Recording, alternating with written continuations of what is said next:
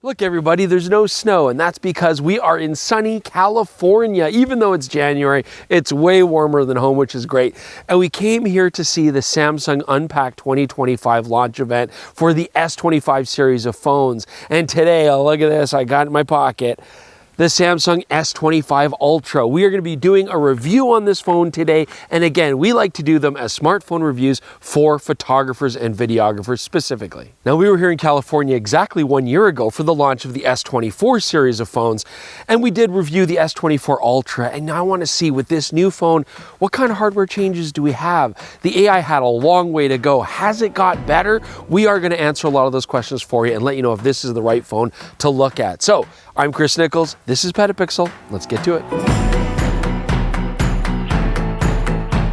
So when we talk about smartphones, we're of course going to be talking about AI technology because it's just such an integral part now of the smartphone experience. But you can also harness AI-based tools to help you out when you're back home on your desktops and laptops. And a great way to do that is to deal with an issue that we all have as photographers, struggling to keep all of your photos organized and all the time it takes to go through them and cull them properly. That's where Excire's award-winning software comes in. So let's say you're struggling to find that one group of photos, or even just that one particular photo. Using Excire, you can just go into the prompt and say something like, find me all my pictures of relaxing at the beach, and it will bring those up just instantaneously. It's very straightforward. And if you're looking for specific people, you can always add name tags to those people. But Excire also lets you automatically cull your photos. So when you're importing them, you can have Excire look for things that are out of focus. Maybe they're not quite as sharp as you want them to be, or again, maybe people have all their eyes closed. Just cull those out. And in the future, you can then even have Excire automatically accept or reject imported photos. So if you feel you want to have the whole experience with all the AI tools that I just talked about, check out Excire Photo 2025. And if you don't need all the advanced culling tools, but you still want the organizational tools, you could also check out Excire Search 2025, which is a dedicated and integrated Lightroom Classic plugin. So if you want to try Excire today and see if it works for your workflow, try their 14-day free trial. And if you think that you like it, we've got a discount for you, 50% off. Just use PetaPixel as your discount code. Click the link in the description below. So just like we did last year, we're going to be focusing on the Ultra series, the top level of phone now with the S25. We're doing that because all the phones are going to have basically the same processing engine and the AI tools. It's the S25 Ultra, though, that's going to give you all of the cameras. And as a photographer or a videographer, that's a really cool advantage. So that's where we're going to talk about that. We look at the body design of the S25 Ultra. It still has that very similar understated look that we saw last year, but it is actually substantially thinner, about 15% thinner, and it's lighter as well, only 218 grams, and you definitely notice it when you carry both phones in each hand. There are some notable design features that I want to talk about that are different from the S24. So this is the largest screen they've ever used, 6.9 inches. It's the same 2600 nits of maximum peak brightness, and it's nice. And they make beautiful screens. It's really vivid. It's really nice to use. But they've now actually changed the glass on it. So this has Gorilla Glass 2 Victus on the front of the phone, and then on the main screen, it's Gorilla Glass Armor 2. And I will say that I really appreciate this being more scratch resistant. I've noticed a big difference on the latest iPhone 16, and I'm happy that it's here now on the S25. Other thing I want to point out is these rounded corners. The S24 had square 90-degree corners, and what I will say is that when you're holding the phone horizontally and you're trying to take photos, I noticed that this is more comfortable to hold, that rounded edge. I do like that. Now we also have the return, of course, of the stylus pen. Last year, I did not point out that this could be used as a Bluetooth-powered remote control for the S24. Unfortunately, they've taken that feature away on the S25, and I don't know why. I mean, of course, you can still use this draw width to make selections, but you cannot just use it as a remote anymore. And that's actually a really annoying thing because a lot of you last year said that was a really important feature that you liked. I'm sorry it's gone. The only feedback that I really got back from Samsung on why that's the case is they want you to use the other devices like the watch, for example, to be able to trigger the phone that way. I guess they just don't want you to use the pen anymore, but I know it's going to disappoint a lot of people. All right, let's talk about the cameras on the S25 Ultra. We have largely the same hardware from last year's model. We've got that same 200 megapixel main camera. We've got the same 10 megapixel upraising to 12 megapixel 3x telephoto, and we've got the same 5x telephoto as well. You know, on the topic of the 5x telephoto lens, I know that all the manufacturers seem to be going that way, and Samsung followed suit last year. And I like a 5x zoom. I like it for street photography. I like it for, close-in work and even for portrait work. And, last year we were in a more urban environment, but now we're out here in nature. And I'm just thinking more and more, I kind of miss when Samsung had a 10x telephoto lens because, you can zoom this thing out. You can go up to 100 times, but it's such a heavy digital crop. Last year I gave you a really terrible photo of a squirrel, and this year I can give you a terrible photo of a blue bird, and I can give you a terrible photo of a deer way off in the distance. You can say, yeah, that kind of looks like a deer, but it's just not great and it's not very usable. So yeah, urban environments, I think a 5x zoom is great, but I think the 10x zoom could have differentiated Samsung's phones from the competition. But we do have one substantial improvement to the hardware, and that's when it comes to the ultra-wide camera. Last year's ultra-wide was a 12 megapixel camera, and now we have a quad Bayer 50 megapixel chip. And as you can see here in these examples, it does give you a little bit of a boost when it comes to overall detail, but it has other important ramifications as well. So first off, we can now use 8K video when using the ultra-wide camera. That's really nice. It also has a really cool close-up feature, and the extra megapixels retain more of that detail when I do get close.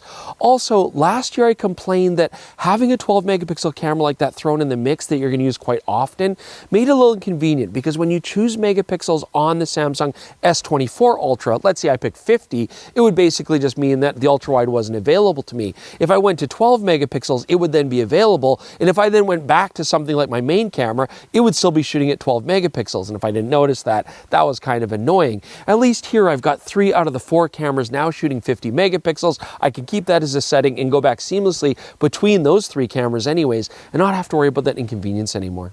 Okay, so the last thing I want to point out about the ultra-wide camera. Last year was an f2.2 maximum aperture. This is now an f1.9, which is a nice step in the right direction.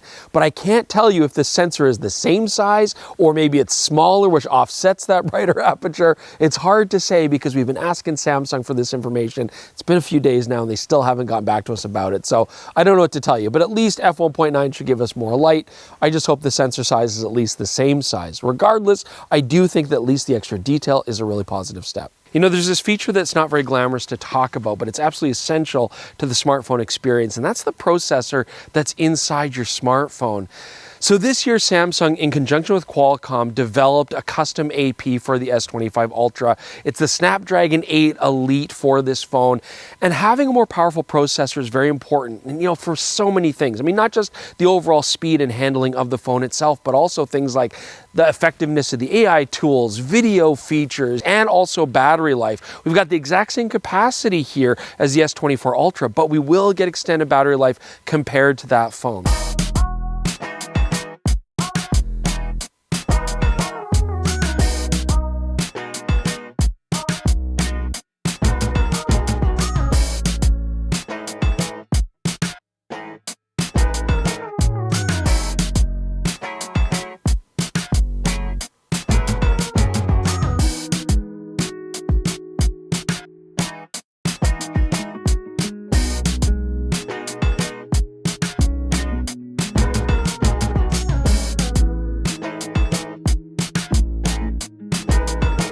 So I got this nice backlight coming down here through the trail, and I want to experiment a little bit with some of the color filtration in here. And again, this is nothing new. We've seen this on the Samsungs before, all the smartphones. I can make things warmer or cooler, add a bit of a glow, or go black and white, change the contrast, add some film grain. I mean, this is all pretty standard stuff. But there is one new feature on the S25 Ultra that got a lot of people excited at the Unpacked event. So what you can actually do is take up an existing image in your gallery that has like a particular color balance. Maybe it's very vivid in color, or it's got high contrast, or different color tones. And you can actually even choose a frame within that image that you specifically want to sample from. And what this then does is take that and make a general look out of that photo that you can then apply to the photo that you're going to take. And I am liking this feature because it lets you get away from the default modes that are already down on the phone. I mean, you can download more looks off of the Samsung App Store if you want to, but I like the idea that I can take a photo previously, just enjoy the color balance and apply it to a new picture. And of course, I can tweak it once I've done that. I can add contrast, I can change the color, I can make it warmer or cooler. It just gives you a unique starting point that you can work with. Do keep in mind though, like always, if you are going to apply filters right on your files, they're by default going to go down to 12 megapixels, which is fine for social social media purposes, but if you want more resolution, you might want to just shoot this raw and then you can change the stuff in post. Now on the topic of the Expert RAW module, this works exactly the same as it did on the older Samsung phones. You can download it separately and it unlocks things like DNG recording so you can have more room to push and pull your shadows, change color, all that kind of stuff in post. And I really do like using that feature. It is still something that is a little bit separate from the camera module insofar as you have to click on the More button. Then you can bring up the Expert RAW module. I still wish you could just move it right into the camera app itself and use it in the photo bar with all your other modes, but alas, we're still gonna have to wait for that. It does have one very new feature, and this is called virtual aperture. As you can see here, it doesn't simply just blur the background. That's a tool that you can use for basic editing. This goes further because with Jordan here, I can make the background very soft behind him, or I can also bring it more into focus. And I do like having that creative control. And it does still let me shoot a DNG file so that I have the room to push and pull the exposure afterwards as a RAW. The only downside, we are forced down to 12 megapixels resolution. So something I really appreciated using the virtual aperture is that it actually recreates bokeh balls on the specular highlights, and they look nice and round, a little bit different than the portrait mode, so that's a really nice touch. The other selective focusing tools are largely tied into portraits, so I can shoot the specific portrait mode, or I can take a picture of somebody and then go in and use the blur tool, and I can change the strength of that, the effect of that. And I mean, Samsung, they did not do a great job way back in the day, but since the S24, we've actually been really impressed with their portrait depth maps. I find that it actually does do a good job with people's hair, naturally selects them from the background, and you can do some really nice effects. I do feel like the S25 Ultra gives a very similar experience to the S24 Ultra, which is a good thing, but even things like little flyaway hairs that tended to go into out of focus blobs, I feel like the S25 does a better job of keeping those retained properly. There are still some situations where you might have a little bit of artifacting around the hair where it meets the background, but overall, the transition from in focus to out of focus is very natural, and I think this is actually an improvement for the S25 Ultra. So like all smartphones, flare is always an issue on these lenses. I mean, they don't have any protection, there's no hood or anything like that. You do tend to get a lot of rainbow flare and a lot of color blobs. But again, as you can see here, the S25 detected that. I have an option to remove reflections, and you can see it actually did restore a lot of that lost contrast really well. I always like Samsung's before and after slider as well when I can just see the exact effect before I commit to saving it.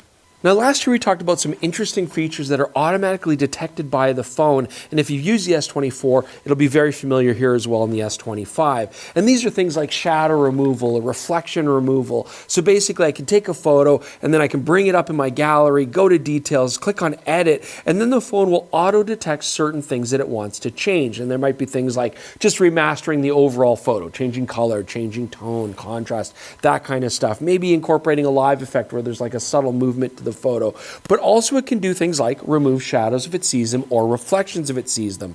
Now, just like last year, you cannot force these things to happen. The phone has to detect that there's, for example, a reflection there before it removes it. And I'm going to say the efficacy is very similar to what we saw last year. It does do an okay job, but it doesn't always completely remove the reflection, for example. So we found a dark and echoey cave system, which we think is really appropriate to talk about the night photography mode on the S25 Ultra, otherwise known by Samsung as Nightography. Isn't that clever? Now, for videography, there's a huge thing that Jordan's going to talk about that's a big change. But for photography, again, I'll say this, it is still a good system. I mean, as you can see here, we do get more detail in those shadows. It's able to boost them up. And actually the stabilization works really well to give me a nice handheld shot. So I feel like I can tackle dark situations and still get nice photos out of it. I just feel the results are very similar to what I saw before. So a common complaint on previous Samsung phones is that motion blur can be a problem if you're taking pictures of kids or pets in low light situations, and that Google and Apple do a better job. Now, I did a test with the S25 Ultra versus my iPhone 16 Pro Max, and I honestly didn't really notice any difference with the default settings. And of course, it's very elementary as a photographer to then just go into the Pro mode, raise the shutter speed, and that fixes the problem, albeit with more noise in the image. But I could still see how this would be frustrating because the vast majority of users are going to be more casual photographers. Now, last year, of course, we saw the debut of a lot of more advanced AI tools, and these were cloud-based on the S24 phones, where we're getting to things like generative fill. This means selecting subjects, erasing them from background, moving them into other areas, making them bigger or smaller. This was a really big push last year, but we found the results to be pretty bad. I mean, not realistic, weird things still left behind in the frame, not cropping properly, not filling nicely. So on the S25, I have to say it is vastly improved. First off, much faster, so I can experiment more. It's more fun. I'm not waiting long periods of time to see what the results are, and so I can try more things, but also it just does a more seamless job. Moving subjects you can see here, cutting them out, moving them across the frame, it's a lot more realistic. The areas that you then erase or that are left behind, it fills them in a far more accurate way. So I would say generative edit has actually come a long way since I last used it. But here's also by far one of the biggest improvements to generative edit, and that is it's on device. You do not need cloud support. You don't need internet access, and that's very cool. That means that I can do these edits even here on the trail where we have no signal, and it works great. But there are two other generative modules that I want to talk about, and they do require cloud access, so keep that in mind. So the second one, it makes a return. It is Samsung's sketch to image thing, and I didn't play with it very much. I mean, this is where you can draw something, draw a UFO, draw a duck, and then it will AI generate that object into your picture. It's there, it works fine. I'm still not a huge fan of that. There is, however, a third generative module, and I've spent way too much time playing with it. This is Samsung's Photo Studio, and it's specifically for portrait photography. The idea is this: you can take a picture of somebody as long as you can see their face fairly square on, quartering away but not too far, not a half-face profile, or even pull an image off the internet or an image from another phone or another camera. Doesn't matter. If Samsung Photo Studio sees a person's face, it can then apply some interesting filter effects. So you can do a comic effect or a 3D cartoon effect. You can also do a watercolor impressionistic painting effect, or lastly, you can do a pencil sketch version. I played with this a lot for many hours because here's the thing.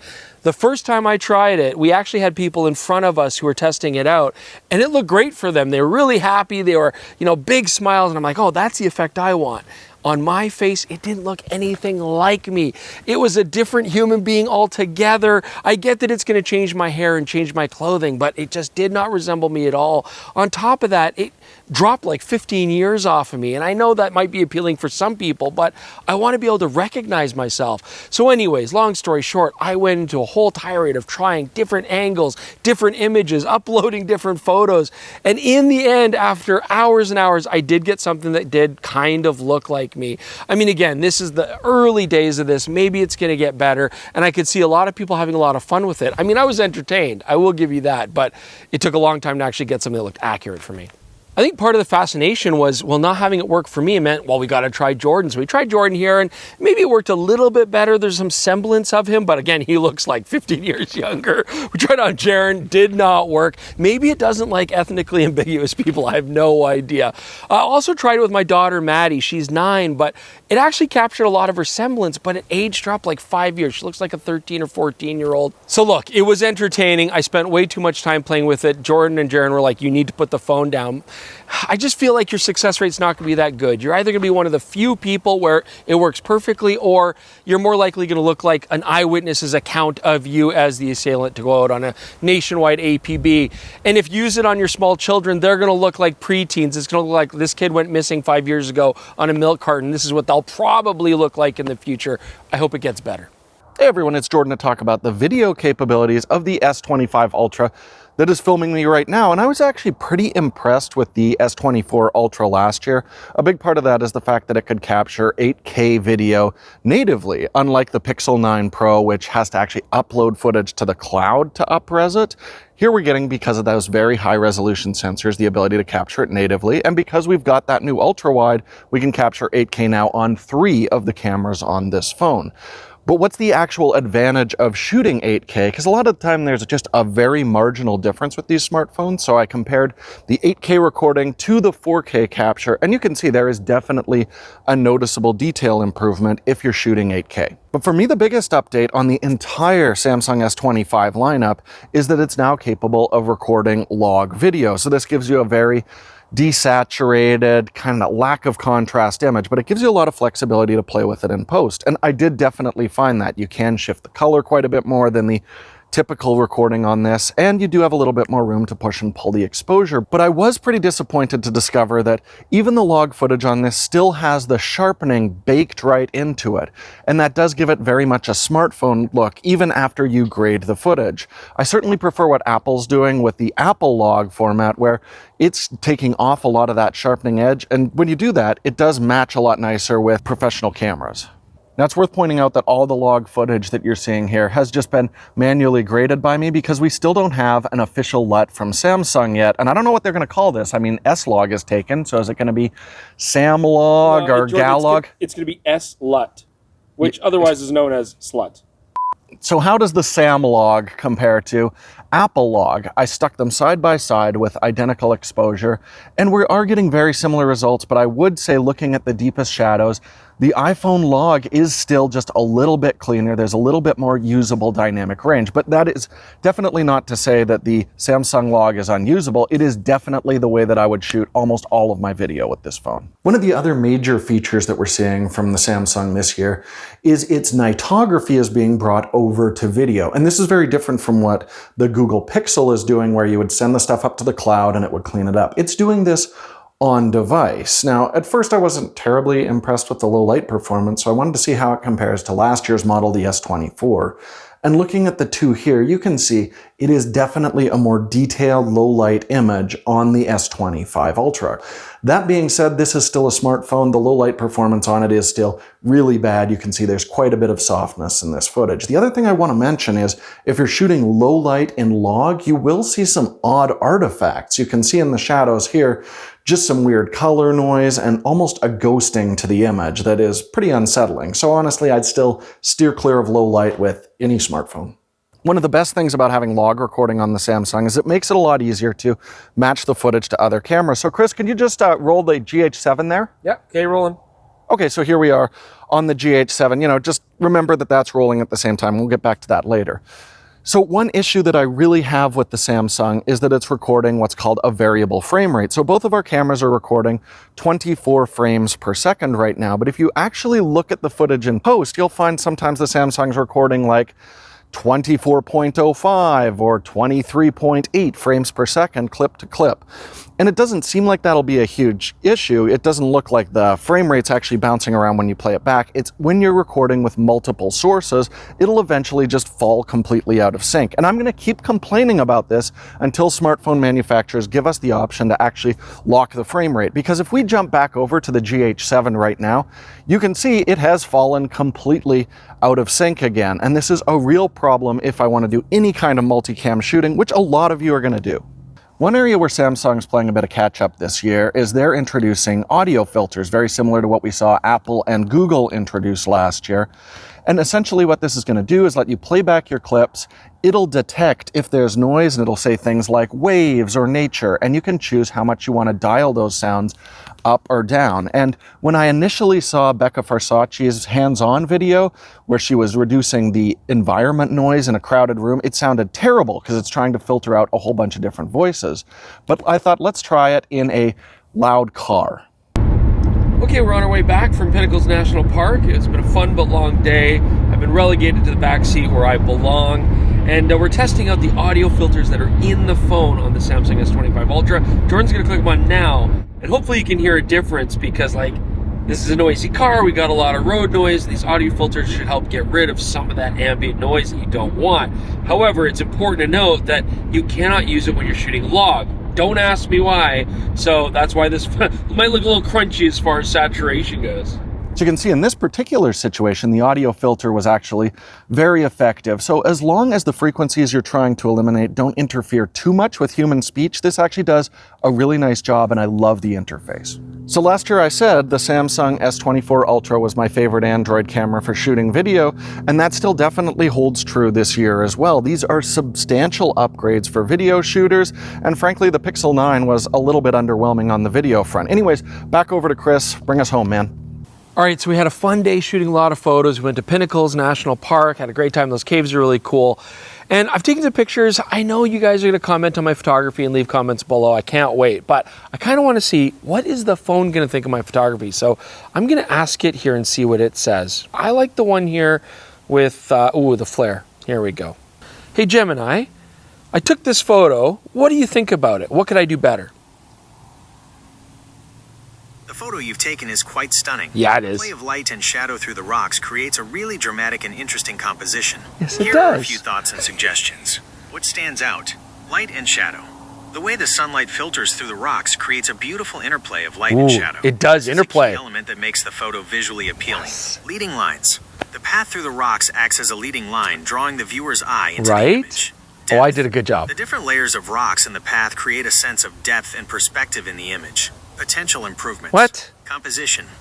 While the leading lines are good, consider experimenting with different angles and perspectives to see if you can create I don't a know. more dynamic What, you agree? composition. Different angles. For example, try shooting from a lower angle to Lower emphasize the height angle? of the rocks. Focus. That does make sense. Make sure the focus is sharp on the area you want to It's a highlight. smartphone. In this Everything's a case, you might want to focus. focus on the Focus better. path or the rocks in the foreground. Exposure. The exposure seems good, but you could try adjusting it slightly okay. to see if Always a critic, hey? Every single time. Okay, so that pretty much does it for us. We're just getting the last of the California sunlight here, enjoying it while we can before we head back to freezing cold Alberta. And we had a good time with the S25 Ultra, but honestly, it is pretty much a mixed bag. I mean, we're not seeing a lot of hardware improvements. Yes, we certainly do get that new ultra-wide camera. That's nice. And frankly, I mean, that's the same thing that Apple did with the iPhone 16 Pro Max, right? I mean, we're not really changing anything there. And same thing with the Google Pixel 9 Pro. Again, basically the same hardware. So we're really seeing all the smartphone companies plateau when it comes to actual hardware upgrades. What we're really seeing change is the AI tools. And in that regard, I do like some of the changes where we now have generative editing on device. I think that's a fantastic move, you know, not having to go to the cloud and just the overall process being faster and easier. That's nice as well. I do also like that some of those results are improved as far as like sketch to image and certainly the photo studio. That still has a long way to go. And I'm going to put those firmly in the realm of gimmick, to be honest with you. But generative editing, I do use. I can see people wanting to use that. So at least that experience has improved. Image quality wise, though, I'm not seeing any major changes from the 24. I mean, we're basically getting the same night mode quality. We're basically getting the same resolution. You still have the RAW capability. I do absolutely appreciate that Samsung gives you access to more professional photographic controls right within the phone, not having to download a lot of apps. And as far as image quality goes, it's the same. It's punchy. It's a little bit over sharpened. I mean, that's what Samsung's always liked. And a lot of people, my wife included, actually really love that aesthetic. So I don't think they need to change that. We're seeing smartphone hardware plateau. And so I think it's safe to say that in the foreseeable future, what the companies are really going to be pushing, whether you like it or not, is just more of these AI tools, making them faster, making them better. At least we have seen some improvements in usability over this year. So I think that's just going to keep continuing. We're going to see that more and more in the future. As far as photographic capabilities and videographic capabilities, I think, again, it's going to be largely software based. And clearly all the phones are pushing this ability to now have natural conversations with your smartphone and keep your life organized and just really tie you into wanting that system working for your entire life. But I don't think a lot of that's going to affect things like photography and videography, at least not as I can see it here right now. So if you're sitting there at home and you're thinking, this isn't a very exciting product, not a lot has changed, especially when it comes to photography, yeah, you're right. But when it comes to videography, there are some exciting changes here. And this has a lot of potential because now we might see a lot of third-party apps as well jumping on board to make the Samsung S25 Ultra a really capable video camera, something we've seen in the Apple universe. I think this is a fantastic move for just Android in general. If you disagree, though, let me know in the comments below. We would love to hear about that. Also, let us know any thoughts that you have about the new AI tools or the direction smartphones are going.